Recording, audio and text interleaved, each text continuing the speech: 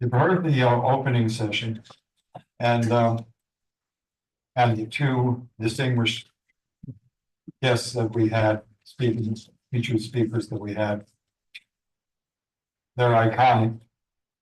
We've heard the first panel, and those are iconic players in the last 25 years of Ukraine's quest for mature nation statehood. That's its Western vector approach to its foreign policy. We now have, and literally this panel, the entire panel is iconic. I mean, so, these are the major players in the last 25 years that have been helping shape Ukraine's outlook on the world and on itself. And so with that, the question that asked Glenn Howard to lead in discussion is, how has the Ukrainian government and Ukrainian society dealt with its Western vector approach? How has it fared in three other categories? You've heard the categories of robust democracy, social cohesion, national identity. This is the nuts and bolts version of things, which is greater economic security, greater energy security, and then greater general security, which is the military aspect. And how has Ukraine fared since it's chosen a path westward? So Glenn, with that, it's all yours. Thank you very much, Walter, and thank you for. This is for the room. This is. Oh, okay. All right. Thank you very much, Walter. Thank you for that kind introduction. There's a lot of roads that Ukraine is traveling today. One of the roads that I recently traveled was to the Czech Republic recently, where I did a podcast interview with one of the Czech representatives responsible for arming Ukraine. And so of the many roads that are traveling, one of those roads is filled with ammunition. And so the Czech Republic has stepped up to the plate and done a marvelous job at trying to help Ukraine find some of the lacking munitions for its artillery. And so the good news is that I think many parts of the eastern flank of NATO are doing their job and trying to step forward for Ukraine. But Ukraine, in regard to Walter's question right now, is really at a crossroads in a variety of different directions. We're headed to the polls next week. The presidential election will play a very big role in deciding the future of U.S. policy. Ukraine has fought well for 3 years, as best as anybody could imagine after 3 years of war. I would say that Putin has done a great job mobilizing support for NATO. But there's also many roads that Ukraine still has to travel. And there's many different vectors that are affecting that in the Western side. You know, one of the debates now is about NATO. Will Ukraine join NATO? Will the U.S. in a future administration offer Ukraine membership in NATO? What will be the prospects for a peace plan and a peace settlement? So there's a lot of roads that Ukraine is traveling, and all the people on what I call the Dream Team panel today, as Walter said, 25 years of experience, have and can fill a lot of those answers to the questions that we're going to ask. And many experts or peace people have this expertise, and we're delighted that we have such an esteemed group. Leading me off, the leadoff hitter today is Anders Åslund, who's currently chairman of the Economic Education and Research Consortium, and he's a senior fellow at the Stockholm Free World Forum, and he's also an adjunct professor at Georgetown University. Anders' expertise, as many of you know, is in economic affairs, and he well knows is still a very active writer on the region and writes proficiently about all the different forums, and most importantly, he's originally from Sweden. So that aspect, many experts understand these people have this expertise. That perspective is very important. Our second speaker in the lineup today is Myron. Myron Rabij is he's an experienced multilinguist, corporate and mergers and acquisition attorney, and Davidov, Hutcher, and Citron LLP in New York City. So he's representing many different firms, multinational clients in many different areas and startups and various ventures and blockchain startups. and he's been very active in transactional experience in Central and Eastern Europe, particularly in Ukraine. Our next speaker after Myron will be the one and only Herman Perchner. So Herman has a vast amount of experience. I think he was always been ahead of the curve in predicting things. His book in 2005 called Reviving Greater Russia really says it all, because he predicted what Putin's antics would be up to prior to the invasion of Georgia in 2008. So he was kind of on mark for doing that.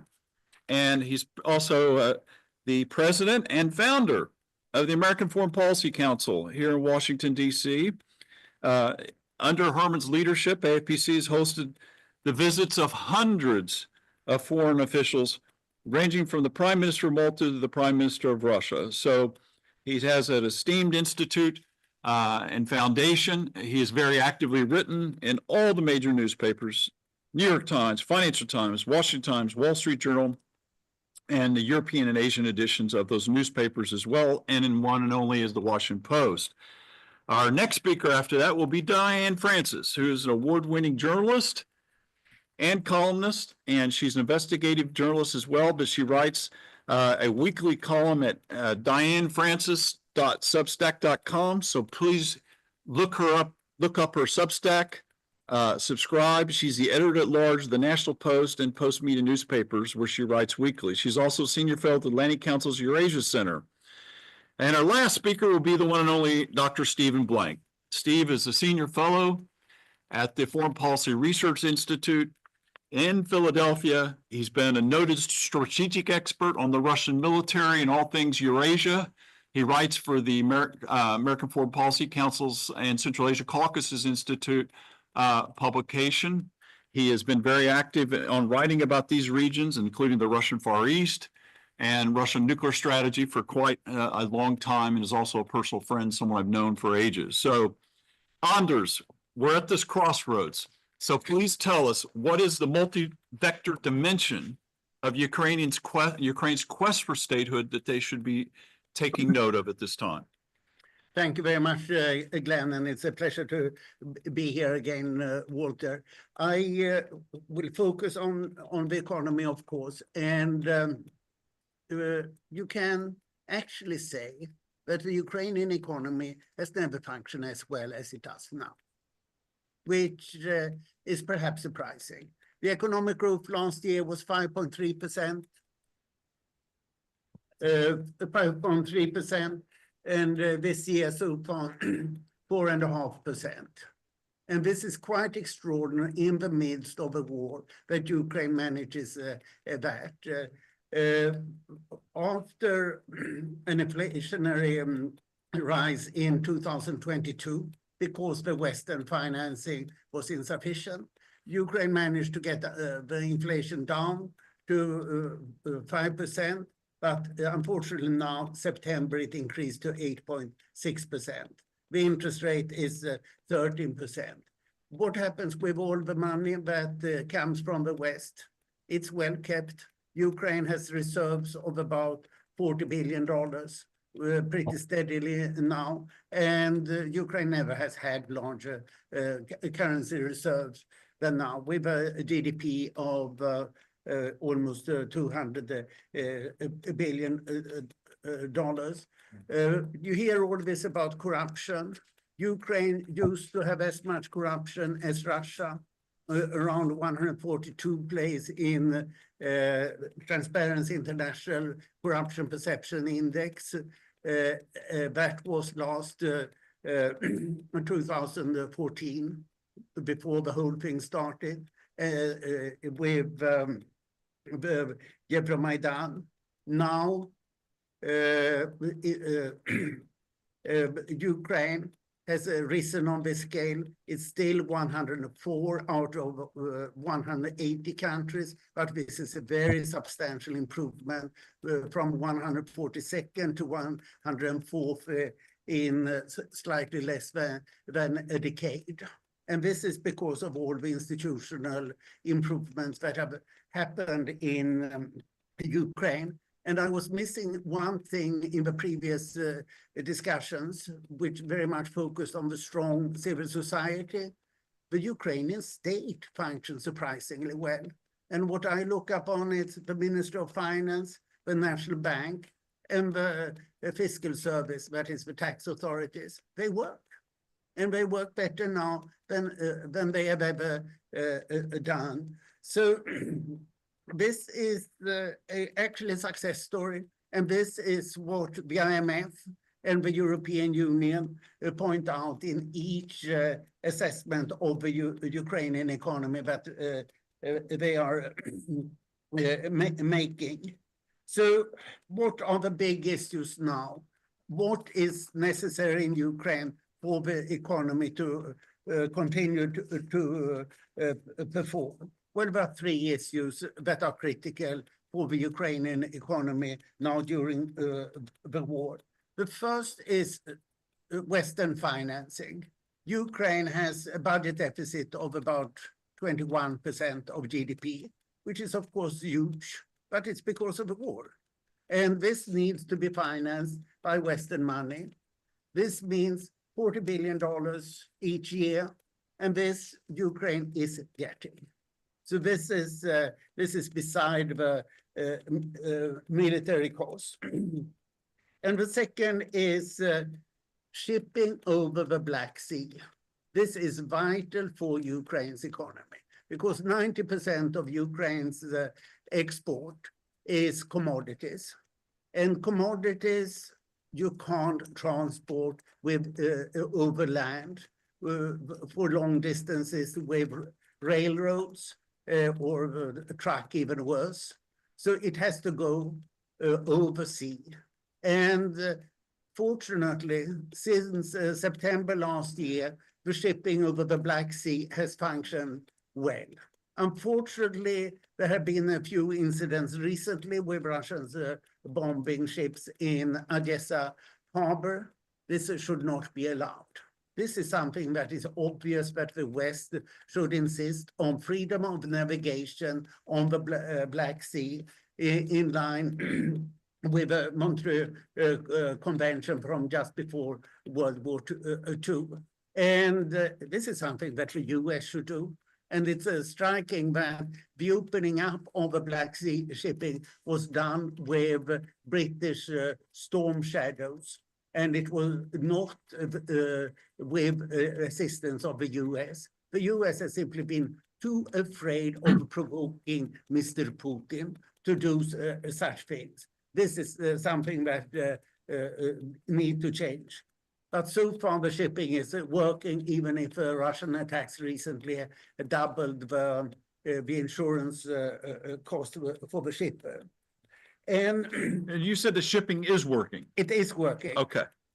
And actually, the Ukraine is now managing to ship everything that they need to ship over the Black Sea. It's more than 2,000 commercial ships that have gone in the last year. And they are not only exporting grain, as was the case with the Russian agreement previously. It's also iron ore and steel pipes, which are important export items. And then the third issue, which is the critical and the difficult one now, is electricity. So the Russians have systematically bombed all significant power stations in Ukraine, apart from the 3 nuclear power stations. So this is interesting that clearly the Russians don't want a dirty bomb situation with a nuclear power station blowing up. And the nuclear power stations deliver now 55 to 60% of all electricity, while all the coal-powered turbines, it's about 50 of them, have been bombed systematically. And 8 of the major hydropower stations have been bombed. Green energy is good because it's not worthwhile to bomb it. Wind turbines, it's too little value in each of them to be worth the bombs. And the same is true of solar energy. Will Ukraine be able to produce enough electricity? No, not quite, but Ukraine can probably import more electricity from Europe. And a lot of coal-powered power stations are now being restored. A few more words about the financing.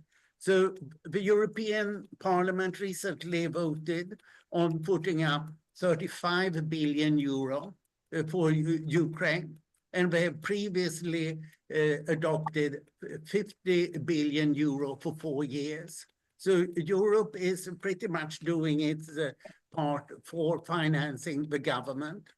And then the US now, last week, came up with $20 billion. And all this should be delivered before the end of this year. That's the 35 billion euro plus the $20 billion. So that should be enough for financing the budget in next year. And that is a relief. In total, Ukraine needs about $100 billion, and has got about that much the last 2 years.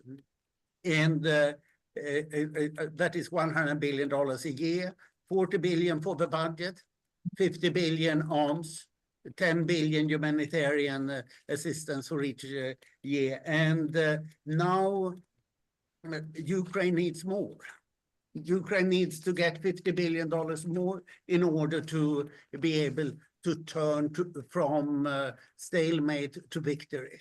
And Ukraine has the arms. When I was in Kiev last 1.5 months ago, I heard from Alexander Kamishin, who's been in charge of the arms industry, that Ukraine this year buys $10 billion from local arms producers. It could buy for $20 billion. The Ukrainian arms producers, it's about 300 startups that are mainly, but not only, producing drones of all kinds.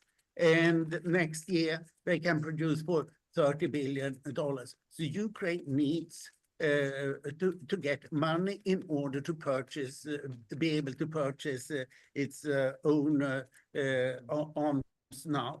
So this is not as dire as you would expect.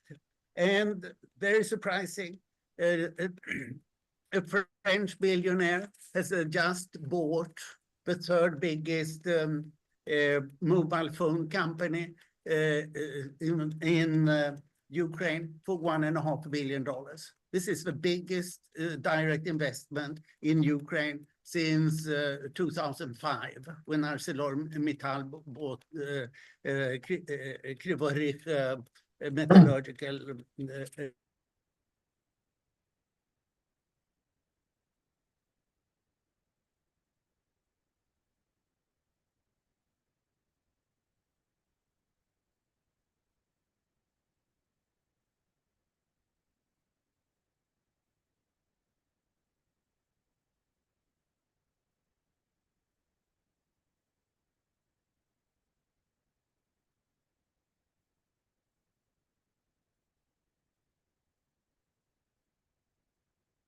countries, and the 3 Baltic countries are together with Poland, are totally behind Ukraine.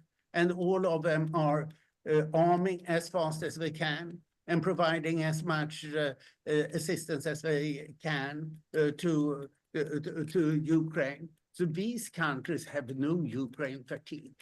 They see that Russia is a real threat. We need to stand up to Russia. And of course, the Ukrainians are most welcome to use our arms to shoot anywhere in Russia. That is not our matter. Unfortunately, most of these weapons are controlled by US licenses. So the last word is normally with the Pentagon. Thank you.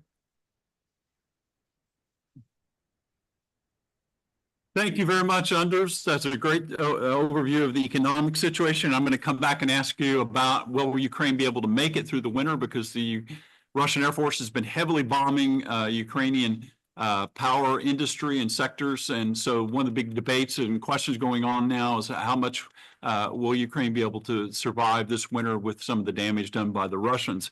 Our next speaker is going to be Myron Rabij, who's appearing online. So Myron, the floor is yours. Well, thank you very much. Can you hear me? Yep. Wonderful. Loud and clear. Wonderful. Well, first, I have to thank Walter for inviting me to join this esteemed panel. I'm always humbled when I'm given an opportunity to speak with all of you and all of your expertise. Walter likes to have me participate simply because I'm the private sector.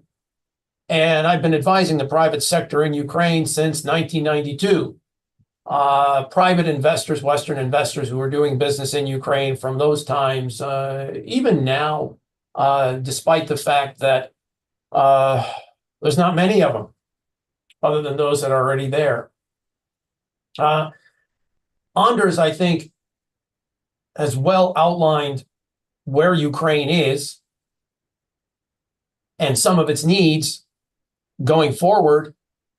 I think part of this panel and the purpose of this conference was to think about where we were and where we are and where we're going to be.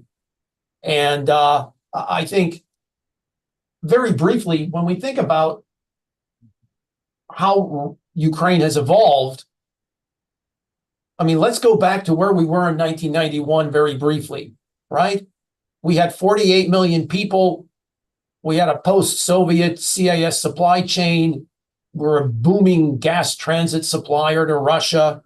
We had 7 oil refineries, and we had an energy sector reliant on gas, coal, and nuclear energy. Many years later, before the war, and now, we're a country down to 25 to 28 million people. We're completely now oriented away from Soviet supply chains. We're fully integrated into Europe's electricity grid, which goes to Anders' point about import of electricity, something we would not have been able to do 20 years ago. We're close to EU membership. The country's 100% oriented to Europe. And importantly, and Anders, I welcome your thoughts on this, it announced that it no longer intends to renew its gas transit agreement with Russia. And that's huge. That's a huge change. It's a 180-degree turn in life. And of course, that poses huge challenges to everyone, whether there is a war or not. And the war absolutely complicates all these issues. And I think Anders was well to note that, Russia's destroyed about 60% of Ukraine's power generation. Most of my work in Ukraine over the years has been energy, real estate, and of course, standard corporate. But to have 60% of your power generation destroyed is shocking by any measure. And the rebuilding is going to be a huge challenge. When Ukraine's largest private energy company, Deepening, has lost 90% of its generation capacity, and I don't represent Deepening, but I represent private investors. That's a troubling sign for the future in terms of rebuilding. On the other hand, as you've pointed out, Anders, the 1.5 billion acquisition of the telecom, it has been a great coup for Ukraine. And indeed, last time we had that much money was when I was involved with Arcelor way back in the day, and that was quite some time ago, 20 years ago. I think looking forward, Financing, of course, is a huge issue, and I agree with Anders. Electricity, what's going to be with gas transit? And I'm curious what Ukraine, that's always been a negotiating point for Ukraine. And I recall before the war, one of the main discussion points about the pending expiration of the Ukraine-Russia gas transit agreement, which expires at the end of this year, would be, what do we want to do? Are we going to forego transit, or do we simply want to take title to Russian gas at the Russian border and keep the profit differential for the transit for ourselves? That was a debate. Anders, I'm wondering what the sense of the debate is nowadays, whether that's still an issue, whether that's a negotiating point that Ukraine could leverage in the hope of some peace negotiations. I mean, we're hell-bent in a war to win, but we need leverage to continue after the war ends. And I do think that's something that Ukraine no doubt has to think about. I think we also need to think about, I would like to think about what private investors in the future will be looking for in Ukraine. Obviously, peace, the ability of Western financing, the ability to rebuild. I am positive that Ukraine will win this war. I think we need to think of what Ukraine will look like after the war, and we have to always prepare for that. And I know it appears to be a distraction when bombs are falling, lives are being lost, and the US is at the cusp of a great election that may or may not determine how much available interest and aid is available to Ukraine in the future. However, in any event, the war will end, and we have to think where we're going to be when people stop dying and bombs stop falling. And I think, in addition to the shell shock that Ukrainians face every day from the war, there's quite a bit of angst among Ukrainians as to what happens after. And I think one of those issues is always, and I think that this has been voiced several times, will the world still care when we're not dying anymore? How much interest will be in Ukraine after? And I think part of the advisory that I think many of us who are able ought to provide is the viewpoint of what will continue Western interest in Ukraine after the war. Certainly, Russia will always be a threat. So the continuing growth of the Ukrainian defense industry will be huge. Europe understands that it's short on armaments. It needs to build, and it doesn't have the capacity to rebuild armaments quickly. Ukraine provides, and I hope will provide, an opportunity to help replenish Western stocks and NATO stocks during and after the war, because that's something that I think all Europeans have now realized, that we can't now regress to a post-war mentality and post-war stockpiling. So there's a huge opportunity in the defense industry to increase standard stockpiles of ammunitions, in addition to the drones and other high technology aspects of the war. I think on the energy sector, there will be a huge interest in Ukraine post-war because the nuclear facilities are aging. You know, Westinghouse had come in, replaced Rosatom, and will have to continue to do so. And we'll have to look, there'll be investment in the nuclear sector, and that'll be necessary. We'll have to recover Zaporizhia. That's what's going to happen there. I mean, that's a fifth of total electricity generated in Ukraine that's no longer available. And I think nearly half of the country's electricity derived from nuclear came from Zaporizhia. And it's at zero now, it's cut off. And what's going to happen there? On the solar, Anders, you're absolutely right. Not worth bombing a solar panel and not worth knocking down one wind tunnel, one wind turbine. But a lot of the high risk, a lot of the solar and renewables are centered around southern, eastern Ukraine and the Dnipro. And I think central to shipping is not only the Black Sea, but the viability and continued viability of secure shipping down the Dnipro and securing east and left and right bank Ukraine for agriculture, for shipping, for renewables, and other commodity trade.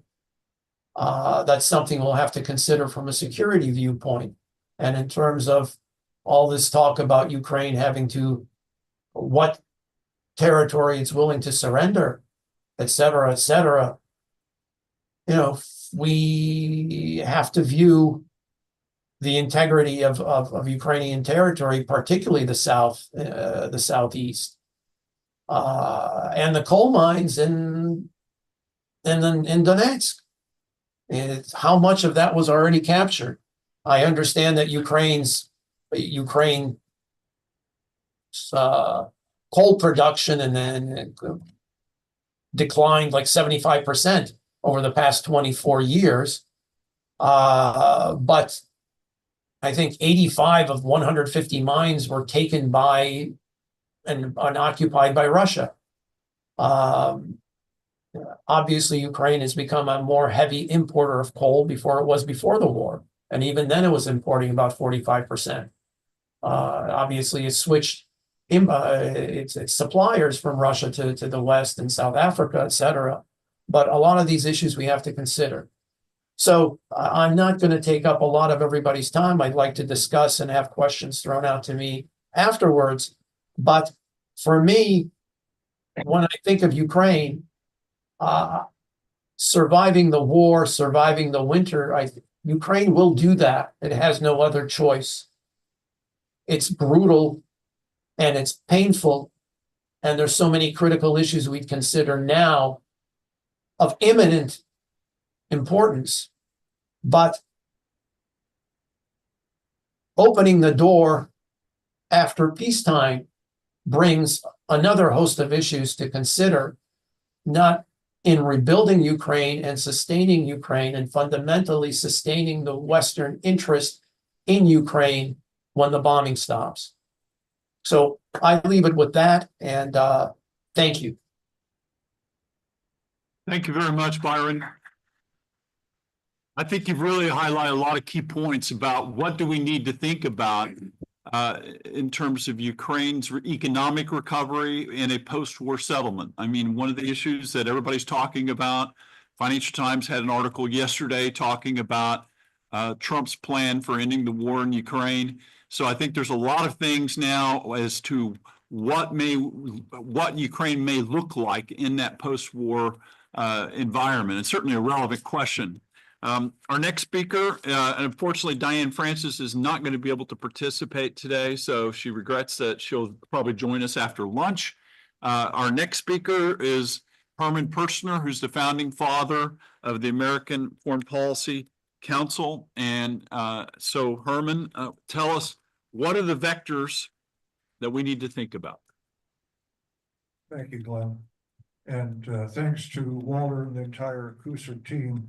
I think I've been at virtually all the 25 gatherings over the years, and I have to say, there's never been one I've sat through where I didn't learn something. There's so many knowledgeable people that you assemble.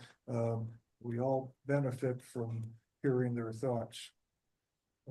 A couple days ago, I rewatched Winter on Fire, the great documentary about Maidan. And I was taken by a comment by somebody that was interviewed that they understood that if you didn't fight now, you'd be surrendering the lives of children and grandchildren to Moscow rule. And that's a sentiment that I've heard over and over again in Ukraine, said in many different ways. And if it was strong during the time of Maidan in 2014, it's certainly stronger now after Bucha, many war crimes, the taking of children into Russia to be raised as Russians, the torture, the rapes. And this had the benefit, though, of solidifying Russian or Ukrainian culture and determination to prevail in the war. And this willingness to fight and not be defeated, I think, may be the decisive factor in an eventual Ukraine victory. I think about the examples of Vietnam, where the United States, being a bigger country, pulled out because the Vietnamese simply refused to stop fighting. Vietnam was more important to them than it was to the United States. Same dynamic, several over the centuries, Chinese withdrawals from Vietnam. You can think of the Soviet withdrawal from Afghanistan. And I believe that properly armed, time favors Ukraine because Russia will have to pull out for internal reasons. Now, when you talk about the possibility of Russia pulling out and withdrawing to borders, there's usually a very big objection. Putin is so strong, he's so ruthless, Russia is so big. And I think people that say this, and it's probably conventional wisdom in this town, fall into the same trap that Ambassador Fried talked about. They've simply absorbed the conventional wisdom that was put out by Russian sources. They listen to the statements as quoted by Peskov and Lavrov and Putin. But when I hear that, I ask those putting forth this idea, and have you been following the debate in the Russia Duma? How much time do you spend listening to the talking heads on Russian TV? And it's almost always silence. But you're starting to have a market change in the internal debate in Russia. Fred Starr, who many of you know and is fluent in Russia, has been the last few days listening a lot to Russian channels. And let me read just a couple quotes that he came up with. Mikhail Timoshenko, who's a nationalist known figure on Russian radio, says, even in a nightmare, we could not have predicted what the special military operation would lead to.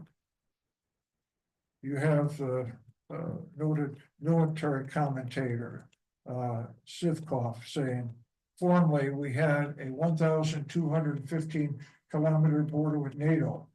Now our border is 2,600 kilometers. We face very serious threats both in northern Finland and in Siberia. You have an economist, Lipset, said, we're seeing the end of the Russian oil industry. Tolstoy, Peter Tolstoy, Vice Speaker of the Duma, we're at war with the entire West. Retired Colonel General Baronet said, Putin's newly appointed defense minister is talentless. Our aviation has collapsed and Ukrainian drones control the skies. Channel 5 News, the Ukrainian hatred of us only grows. They don't want to hug Russian soldiers. Yet, on national TV, they say we must continue the war to the end. And so forth and so forth. It goes on and it's accelerating. Now, in a normal democracy, such statements might be common, but if you were listening to Russian media 2-3 months ago, you didn't hear such statements, so that's building. Now, does this mean that you're going to have a collapse of Putin? I think as long as he's able to sell the idea that he can outweigh the West because the West is strong and the West is weak, and our aid to Ukraine will eventually fade away, he has a chance to stay in power.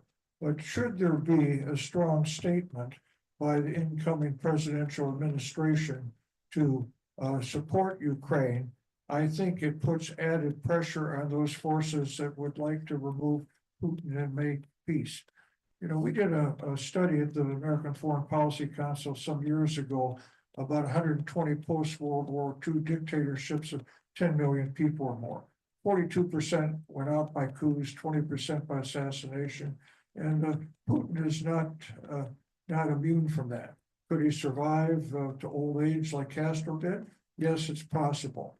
But could there be a random event like the street vendor that set himself on fire in Tunisia that started off the Arab Spring? Yes. The one thing is sure that if we stay behind Ukraine, the chances of a change in Moscow increase, and with that, the change of possible end to the war. I think everybody in this room that has access to people that may come to power in either party after this election, this is a time you need to be talking to your friends, because the new administration's policies are now being debated by people that hope to come to power, and to give them an insight that you may have that they may not have on why aid to Ukraine and continued support is vital, is important, and I think that's a task we need to set before ourselves beginning the day after the election, and especially after we're sure which team would come in for President Trump or President Harris. I think Ambassador Fried had it right. There are different points of view in both camps, and we don't know who's going to control the policy now. Thank you.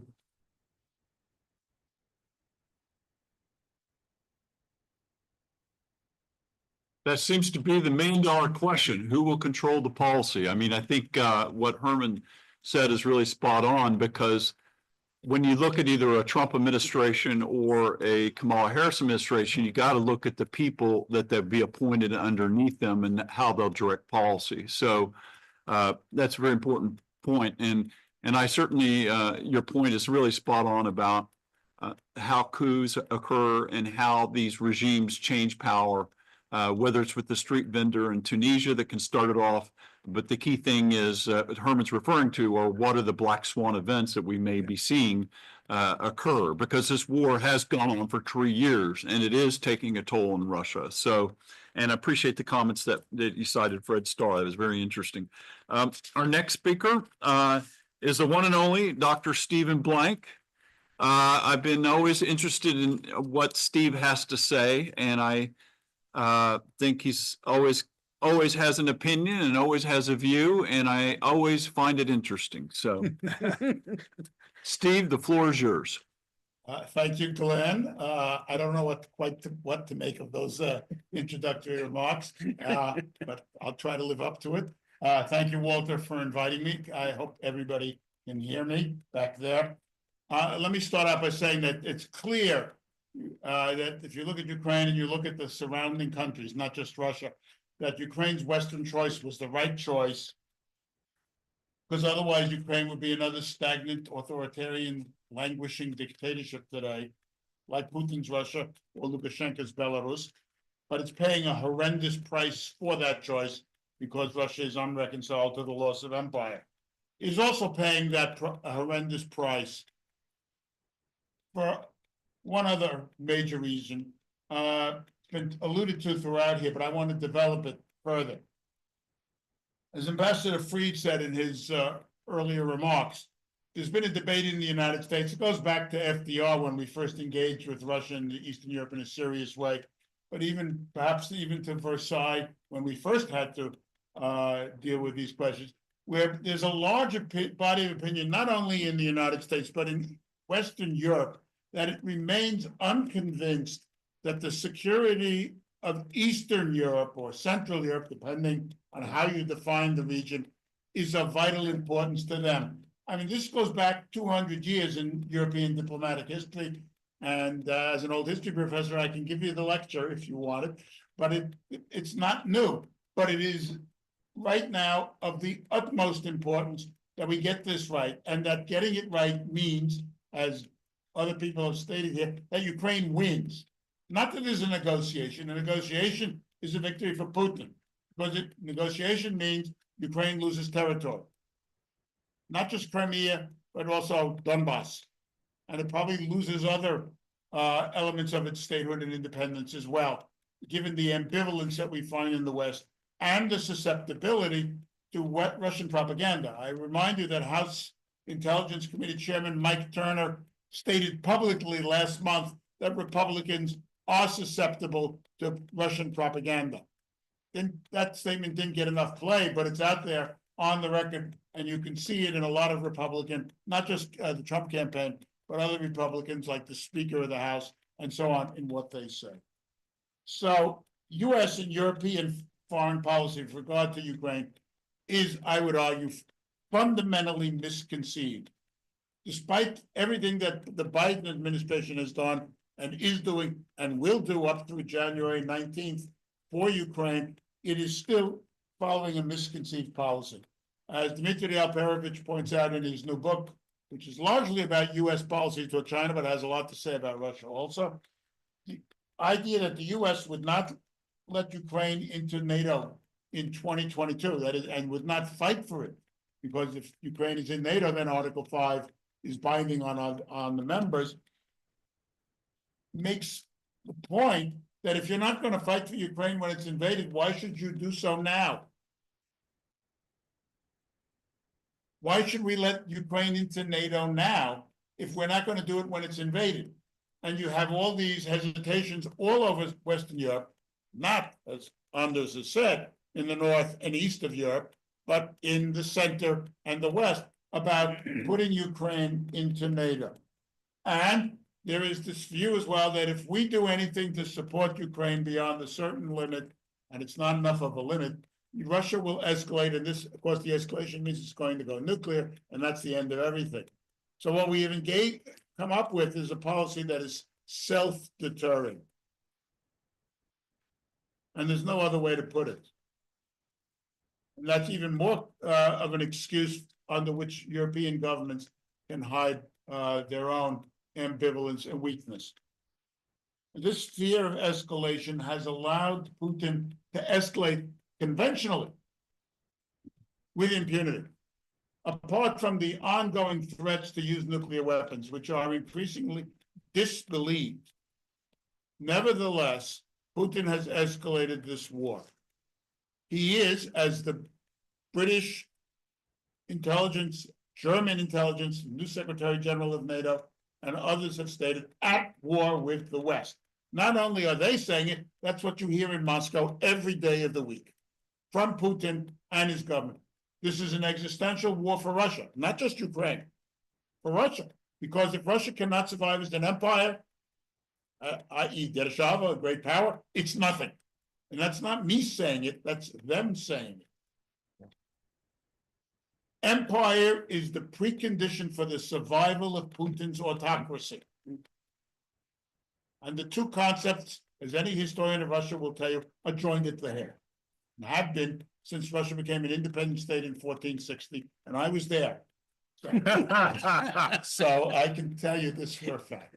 But I am not joking, because you can see the escalation. One, Iran, thousands of missiles, building a missile factory. God knows what the quid pro quo for Iran will be, especially now as Iran is engaged in active hostilities with Israel. Second, North Korea. Again, we have no idea what the quid pro quo will ultimately be for Pyongyang. We already have reason to believe that Russia has helped its satellite technology, but it may help it with nuclear and missile technology, with SLBMs, and will certainly go further in undermining any kind of sanctions regime that the UN sees fit to impose. Third, China. China goes around telling the world, well, we don't like this, And they certainly don't want to see a nuclear weapon. I think they're right. People are right in saying that, and China certainly says so. But without Chinese military economic aid, which has been abundantly discussed in the world press, the Russian war economy might definitely collapse. And I don't think that's an exaggeration to say that.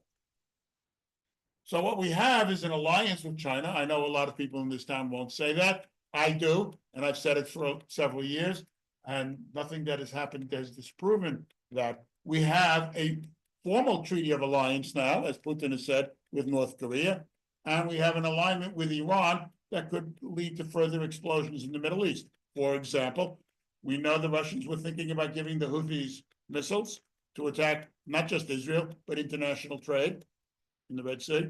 And they were apparently now caught giving the Houthis targeting information, as many of us have suspected. So these are all escalations because they globalize the war. They are what experts call horizontal escalations. And they've taken place despite our own self-deterrence and precisely because of it. And as a result, we have a relatively grim situation in Ukraine. Furthermore, the Biden administration has never made the public case for Ukraine. It is the president's responsibility, whatever party he is from, to go to the public and sell his policies, be they domestic or foreign. They've done nothing of the kind with regard to Ukraine, even though public opinion supports Ukraine. And this has allowed for the influence of people calling for an end to the war to grow because there is a vacuum out there in the media world. US aid and European to Ukraine, for all of its size and magnitude, has been too little too late. The current discussion on weapons that can strike Russia underscores that. The German ambivalence about sending them the Taurus missile, for example, is another example. Third way of underscoring that it's too little too late is the fact that nowhere has defense industry even begun to approach the necessary level of reconstruction that it should in either Europe or the United States, given the fact that we're under attack by Putin in all kinds of ways, as I mentioned earlier. Furthermore, the Lend-Lease legislation we passed in 2022 has been terminated. Nothing is happening there. If you have some idea of what Lend-Lease meant in World War II to the Allied war effort, both British and Soviet, you understand that this could be vital for Ukrainian security. Nothing is happening on that scope. Third, there's been no integration of the American and Ukrainian defense industry, despite legislation permitting that.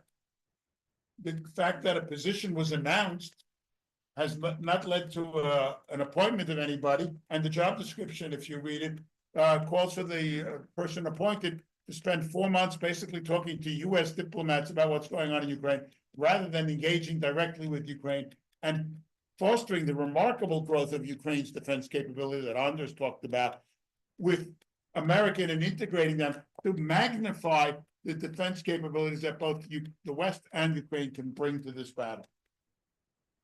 As I mentioned, again, insufficient defense mobilization in Europe and the obvious slow rolling of assistance to Ukraine. I think it's primarily from the NSC and the Pentagon. The State Department, from my sources, is rather more favorably disposed to Ukraine. But again, we're getting nothing but nice speeches, great speeches, by the way. But the speeches are not important. What is important is the action. Furthermore, there is a rising tide of media calls for negotiation, which, as I said, would be a clear win for Putin because he'd walk away with Crimea and at least part, if not all, of the Donbass. This is a matter of some futility to those of us who are Russia experts, because despite the fact that there are hundreds, if not thousands of us in this country and in this town, the administration seems to be continues to be apparently clueless regarding Putin's goals and the impact of this war against the West and what it means and what we should be doing about it. And there has been no discussion of Ukraine in the campaign. One hopes that the Harris administration will at least continue where Biden left off. But if you look at the Trump campaign's remarks, they're terrifying because they would amount to a sellout of Ukraine. That if he becomes president, I don't know what he's going to do since he's always unpredictable. But the inclination to sell out Ukraine is there. And Senator Vance even said, I don't care what happens to Ukraine. That's not an answer for an American leader, certainly not after 80 years after World War II, whatever party you're in. And as I said, meanwhile, the Russian escalation continues because in Putin's mind, there's nothing there to stop it. So what must be done? Classic Soviet answer. What are we to do? First of all, we have to, this administration, in the time left to it, and the next one, has to hammer home the reason why the public here, and for that matter in Europe, needs to support Ukraine. We have to prod the administration to keep doing that. We have to support the growing awareness of the Russian threat in all of its magnitude, not just in Ukraine, but in all these other places, Iran, Korea, and so on, because they're all linked together. This escalation that we now see, the alliance with North Korea, the alliance with Iran, the alliance with China, they've grown in scope precisely because Putin needs these people to fight his war. So they're all part of this war. The reverberations of Ukraine are not just European, they are global. And that needs to be hammered home as well. Third, we need to support the large-scale renovation of the defense industrial sector in the United States. 3 bipartisan commissions have called for that. There's been next to nothing said in this campaign about it, and there won't be in the next week to come. Instead, to use an old Army phrase, we're talking about who shot Waldo, not the issues that need to be addressed.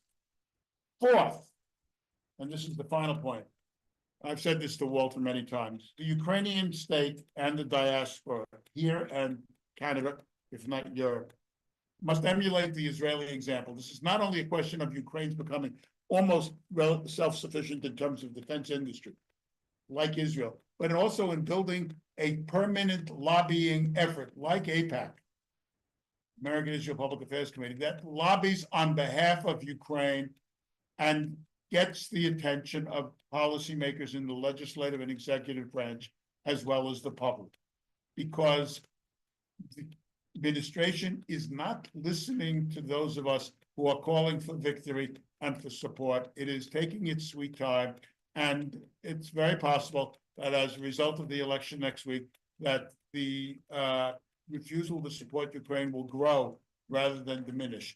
Therefore, there has to be an institutional factor that forces the administration to listen, or at least make arguments against the support for Ukraine, and that forces this issue into the public debate, where we can articulate the fact that not only is Ukraine under siege, but the fact is that this is a war for the continuation of the West. Thank you.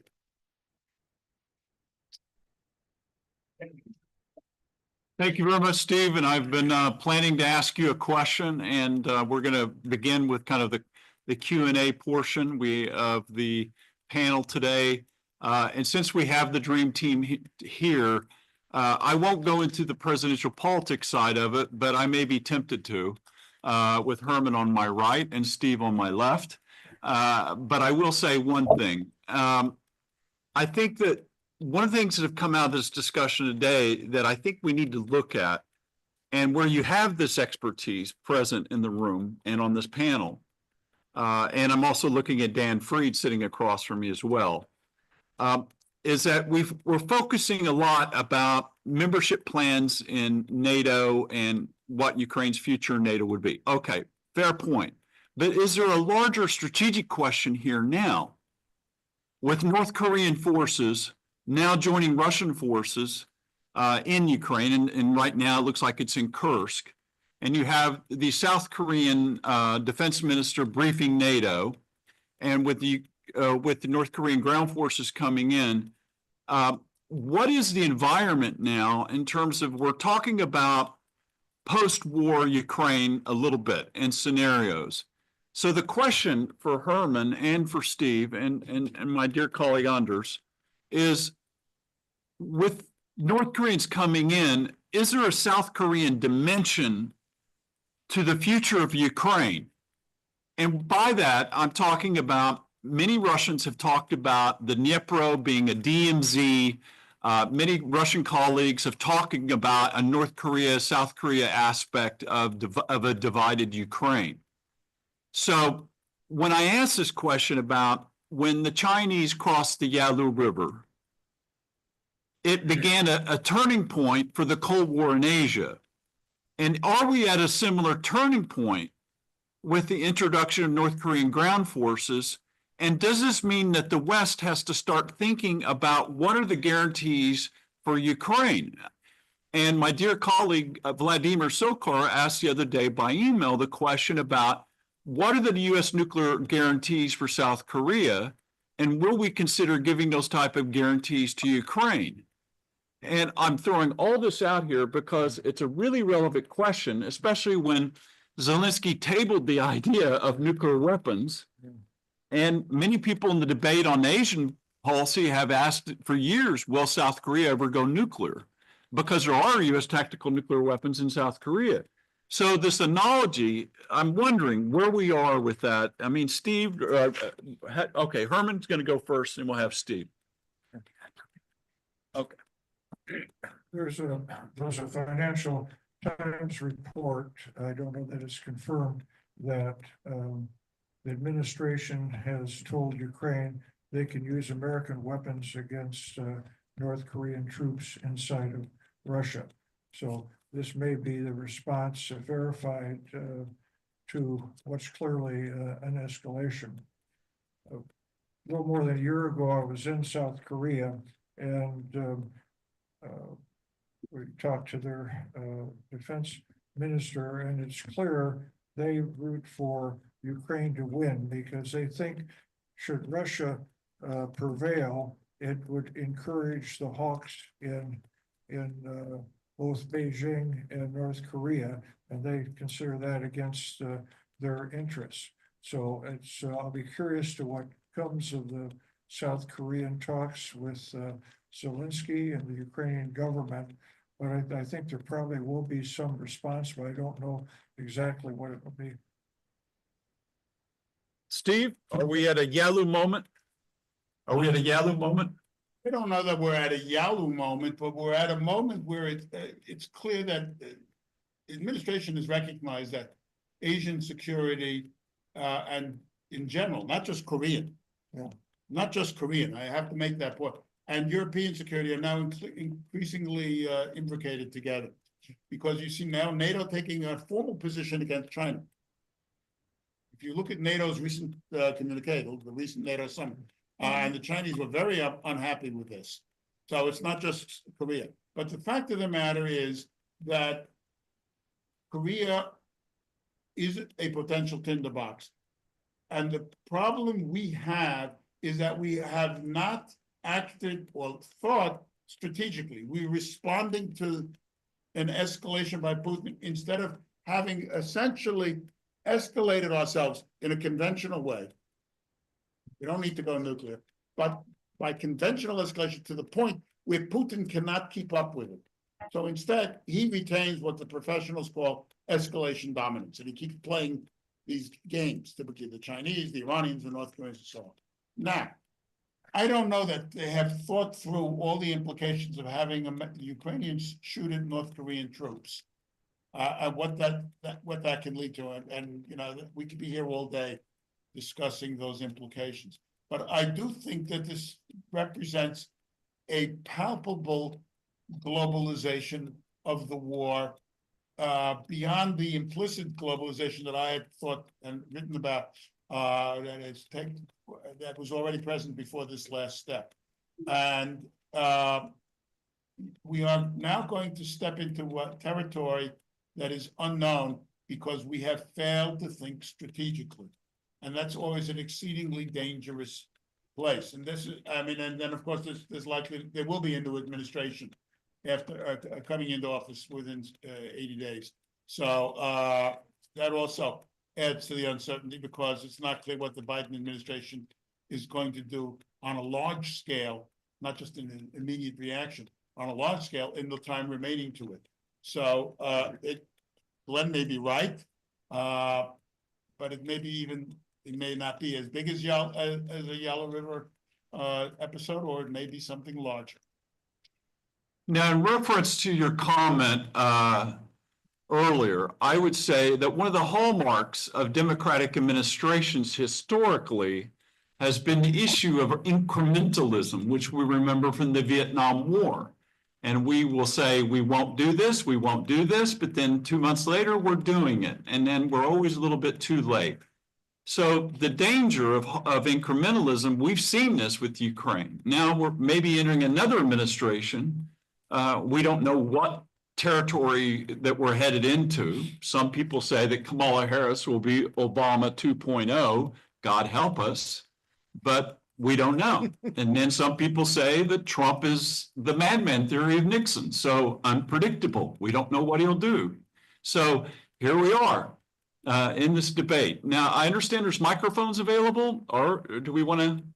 I have one comment. We have, sorry, oh, go ahead, Byron, yeah. Sorry, I need to do a shameless plug. Stephen, you asked about what the diaspora is doing in terms of the equivalent of APAC. And I just wanted to bring to the attention of the conference, there actually is an American-Ukrainian Political Action Committee. It exists. It was founded on their legal counsel. So that's why I'm plugging them. But I found it here in New York, bipartisan, has been active, always seeking support. And one of the founders is, for all of those Ukrainian hawks, is Jed Sundin, who used to run the Kiev Post and correspondent. Anyway, I wanted to let all of you know that it does exist. It has been operating. It is seeking support. All the information is public on the Federal Election Commission website. And if any of you would be interested and want to learn more, just turn to me at any point in time. Thanks. Okay, thank you. I wanted to ask Dan Freed, who's sitting here, just to comment if there's a microphone for him. And then when he ends, I'm going to come back to you. I don't want you to feel alone here, Anders. And I do want to ask you the question about whether Ukraine, from electricity perspective, can make it through the winter. So, Ambassador Freed. I'm in profound agreement that the introduction of North Korean forces into the war shows that the popular theory in the United States that Asian and European security are separate and separable is just as wrong can be. Now, I don't think it's a Yellow River moment because the Chinese entry radically changed the course of the war.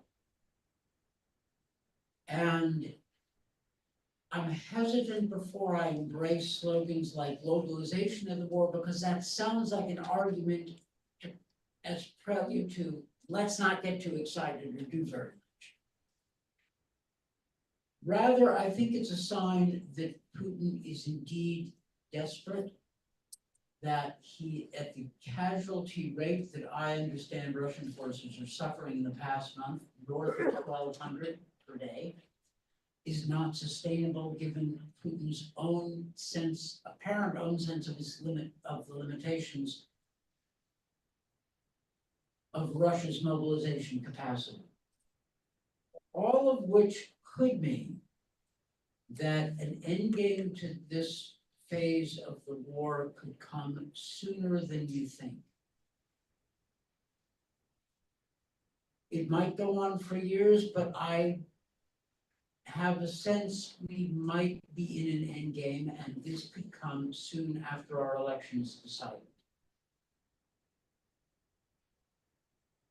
Endgame doesn't mean good endgame. It could mean some version of Putin terms on Putin, an end to this phase of the war on Putin's terms, meaning permanent neutralization of Ukraine and leaving Ukraine in a gray zone outside of European security and transatlantic security structures. We better be prepared for a viable Western counter to a Russian peace offensive, so-called, possibly made in collaboration with their various political fellow travelers in Europe and maybe even in the United States. So just, we may have to be prepared for that, and it could come quickly after our elections. That's speculation. I'm not talking about inside information. But the themes that you're discussing, including Andres, which is the economic viability of Ukraine, have been discussed, but we may be in a new phase of having to make decisions very quickly. Right? You've got lots of time until you have none at all. So I'm just throwing that out. And I found that the way this discussion was framed by this panel to actually be spot on. And these points may have to be mobilized in real time. Thank you very much, Dan. We always benefit from your wisdom. I think that, Walter, do we still have a few more minutes? About 5 minutes? Okay, microphone. So we're gonna go to you. You'll be the first. I just want Anders to comment. What will Ukraine make it through the winter?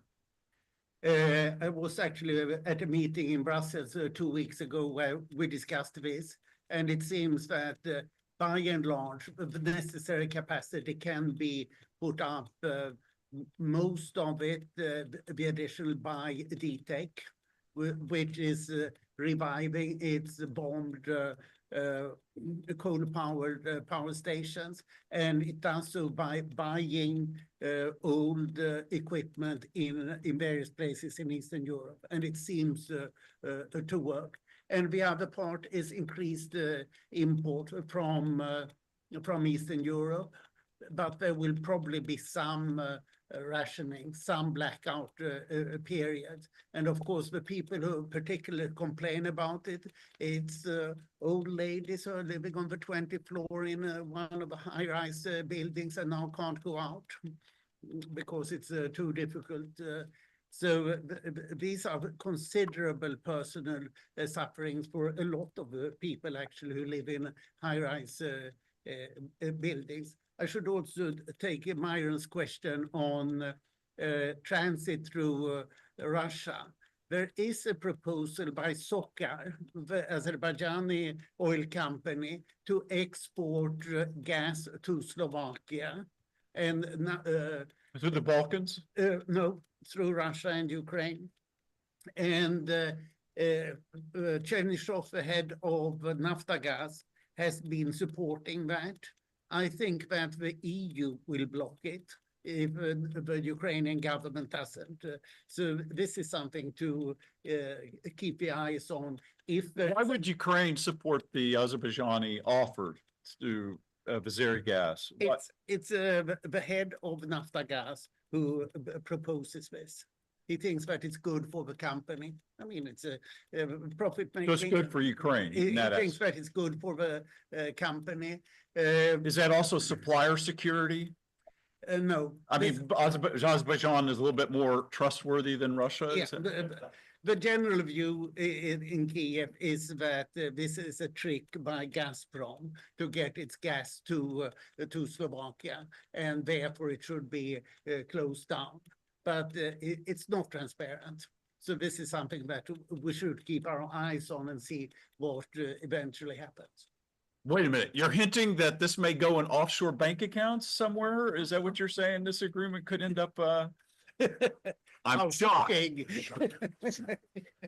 Gas shocked. trading in Okay, offshore gentlemen, bank accounts. You had your answer, question. And Walter means it. My name is Yaroslav Martinyuk. Anders had mentioned that financing the war in Ukraine for the time being appears to be sufficient, but questionable in the longer run. Timothy Ash in a recent piece wrote that there are $300 billion of Russian assets sitting in Western jurisdictions, of which 250 are in the EU. the EU has blocked unfreezing these assets. In particular, Germany and Belgium, half of what the $250 billion actually sitting in Belgium. The question is, what explains this foot dragging? And what will it take to release these assets to help Ukraine? Who wants to answer that question? Anders, you go. Yeah, Okay. it's perfectly right, as you said, Jaroslav. And what I hope I said was that Ukraine needs more money, maybe $100 billion a year, in order to move from sustenance to victory in the war. At least $50 billion more, and preferably $100 billion. And of course, it's this $300 billion. $200 billion sits in Belgium in the Euroclear system. And the Belgians are dead frightened that they will be sued to death, to bankruptcy. If they take the money, they want to have guarantees from the Belgian government and from the European Union, and so far they have not been able to do so. In the EU, as you would guess, Viktor Orban is vetoing any taking of it, but Germany and France are not pushing. The Germans seem to be interested in avoiding their many companies in Russia not being nationalized by the Russians. So the Germans are the main problem here, as in so many other on so many other issues. Thank you. Well, on that note, and the fact that Walter has decided that this panel is now coming to a conclusion, we will stop there. And let's give this great panel, great insight, a big round of applause.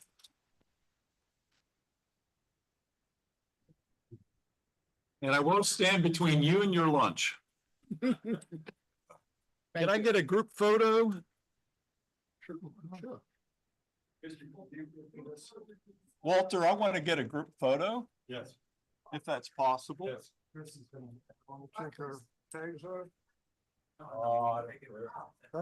Doesn't matter to me. Yeah. Thanks, everyone, and thanks for the opportunity to speak. Oh, wait. 1, 2,